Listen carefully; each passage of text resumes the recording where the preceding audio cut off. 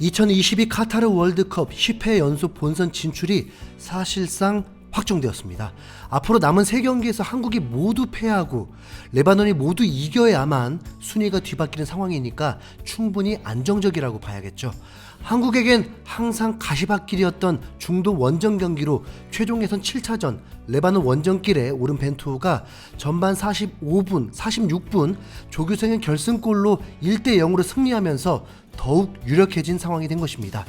손흥민과 황희찬이라는 최고의 선수들이 빠진 상태로 새로운 전술을 구사해야 했던 벤투호는 이미 앞선 2번의 평가전을 통해서 한국이 매우 강하다는 것을 보여주었고, 손흥민, 황희찬의 빈자리가 느껴지지 않을 정도로 매우 안정적인 경기력으로 레바논을 압도했습니다. 레바논을 상대로 힘겨운 승리와 무승부를 기록한 적이 많았고, 특히 약팀의 전략인 침대 축구가 경기의 최대 변수다 보니 최대한 그런 시간을 줄여야 했는데, 레바논 선수들은 홈경기임에도 전반부터 부상이 많이 나오긴 했습니다. 레바논은 침대 축구를 제대로 펼칠 수가 없었습니다. 왜냐하면 전반전에 한국의 선제골이 나왔기 때문이죠. 전반전을 압도하고도 득점을 살리지 못한 한국은 전반 추가 시간에 갑자기 득점이 나오게 됩니다. 이날 투톱으로 황의조와 조규성이 출전을 했는데, 레바논의 두터운 수비벽에 스트라이커들의 공간 제약이 심해지고 2선에서 기회를 만들어내는 것도 어려워지자 황의조와 조규성이 간격을 더 벌리게 되었습니다. 황의조가 윙어 자리에 있었는데 김진수가 황의조에게 패스를 건넸고 곧바로 레바논 선수 2명이 황의조를 압박을 했습니다.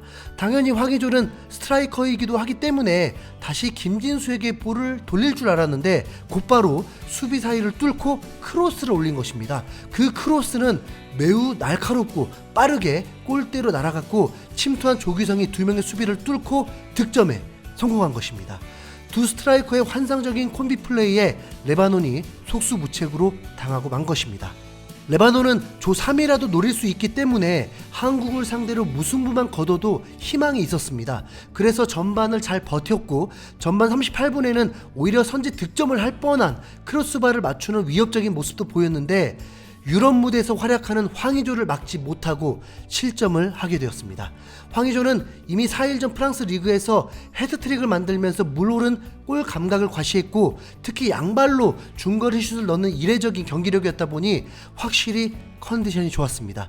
이날 크로스도 왼발이었는데 마치 크로스가 아니라 슈팅 같은 느낌일 정도로 매우 날카로웠습니다. 조규성 또한 이미 황의조의 공백을 메꿔주면서 황의조를 위협할 정도의 선수임을 보여주었고, 평가전에서도 골을 넣고 이날 레바논전에서도 한국 축구를 구하는 결승골을 넣게 되었습니다.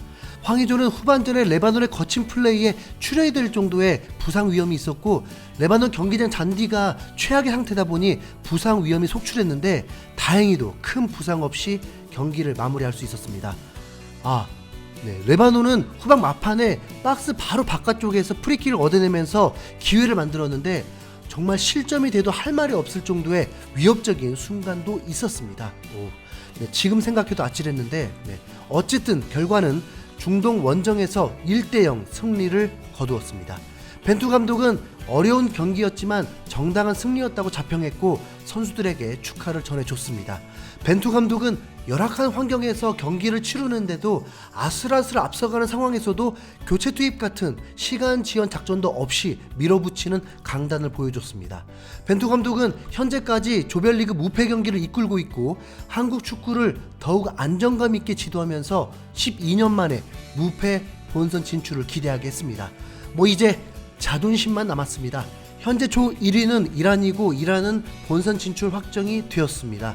같은 날 이라크를 이겼기 때문인데 이란은 3월에 한국에서 만나게 되니까 그때 꼭 승리해서 깔끔하게 무패 조 1위로 본선 진출할 수 있기를 바라봅니다.